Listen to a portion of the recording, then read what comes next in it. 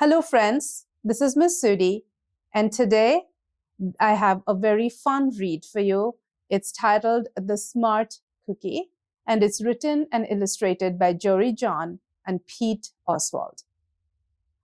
When she reads her poem to her classmates, they love it, and Cookie starts to feel confident that maybe she can be the smart cookie she's always wanted to be.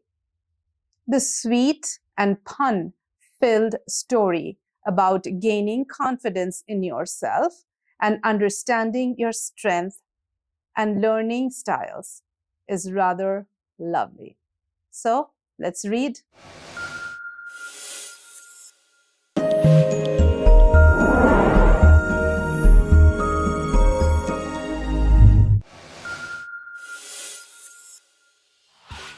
The Smart Cookie, written and illustrated by Jory John and Pete Oswald. Greetings, I am a cookie. I live in a bakery on a street corner near a river. Come on in. Welcome to our little community. It's a warm and supportive place to spend some time. Pretty fantastic, eh?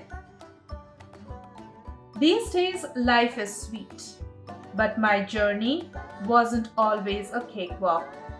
When I was younger, I couldn't have imagined fitting in here. For a long time, I didn't feel comfortable speaking up or sharing my ideas. I didn't feel like a smart cookie. I wanted to be a cookie who knew all the answers, a cookie who felt confident in a group, a cookie who said aha when solving a puzzle like this, aha. Looking back, I had some trouble in my early days. I went to school in a gingerbread house. Our teacher, Miss Biscotti, was kind and patient. When I arrived each morning, she'd wave at me and smile. But I didn't get the best grades, and I never raised my hand because I couldn't think of the answers as fast as the others. And I was the last to finish most tests. It wasn't because I didn't care, and it wasn't because I didn't try. Sometimes I'd get distracted and mess up, even though I knew the material. Those were the most frustrating moments of all. Once, I misspelled the word dough. That was rough. Another time, I added when I meant to subtract. Occasionally, we would have a lesson where I had absolutely no idea what was happening. I just couldn't keep up. I imagined that my desk was a raft and that I was completely lost at sea, because that's what it felt like. At night, I slept in a cookie jar.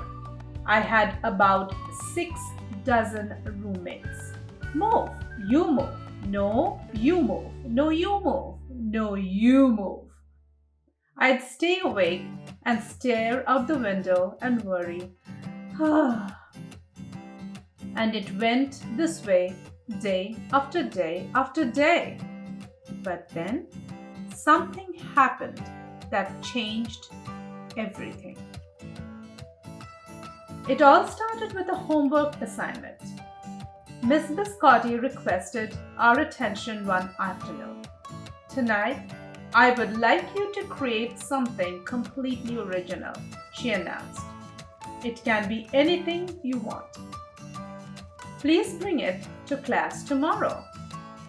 That was it. There was no further instructions. Miss Biscotti winked at me as I gathered my belongings. I felt like I had 1,000,000 butterflies in my stomach. Create anything? Something original? Due tomorrow? Gulp. When I got home, I immediately went to work. At first, I tried a cooking project. the results were half-baked. Next, I tried to hammer and nail something. It splintered immediately. Then I tried making a sculpture. It was a complete bust. I wondered if I was about to fail yet another assignment. I was stuck. I stared out the window and watched the rain hit the river. There was something mesmerizing about the water. How it moved in such a chaotic way, swirling around and around, yet ultimately figuring out exactly where it needed to go. Aha! Suddenly, I had an idea. I decided to write something original, a poem. I came up with a title based on how I'd been feeling, My Crummy Days. After that, the rest of it seemed to fall into place. I wrote and I wrote. I lost track of time. An hour went by in a flash. Aha, I said when I was finished. I couldn't sleep that night, but it wasn't because I was worried. It was because I was excited. I felt like I had really accomplished something. I felt smart. The following day, Miss Biscotti asked for volunteers to share what we'd created. One kid showed off his original frosting art. Another kid revealed her sprinkle distribution machine. It was neat seeing how everyone was good at such different things. Finally, Miss Biscotti turned to me. "Would you like to share anything?" she asked. Gulp. I gulped. I thought I'd probably crumble under the pressure. But I made my way to the front of the classroom. I noticed my hands were shaking. My mouth went dry. The poem is called My Crummy Days, I said, my voice cracking, and then I read it aloud. As I spoke, I noticed some kids nodding at certain lines. Other kids laughed at parts that were supposed to be funny. As I built towards the finale, I felt myself becoming more confident and animated. And in the end, everybody clapped and cheered. I promise you this, I will never, ever forget it. Miss Biscotti was beaming. "No one but you could have written that poem," she said. It was completely original. Aha! I had done it! I'd created something and shared it with the world. Well, my world at least. The rest of the day was a blur. My recess. I was already planning my next poem. I would call it My Sweet Morning. Aha, I thought when I came up with the title. Later that afternoon, Miss Biscotti handed me a note. It said that I should keep on writing no matter what. That meant so much to me. School was a bit different after that. I wasn't so scared to raise my hand or ask a question or share my work.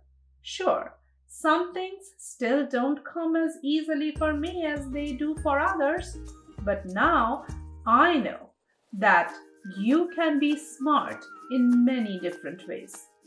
You don't have to have the answers to every question or suddenly be great at everything all at once. You just need a chance to try all kinds of things, to find out who you are and what you like to do.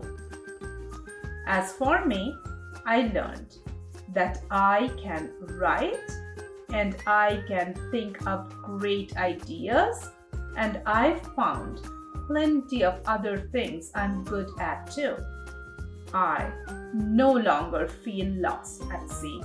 It's more like floating down a river.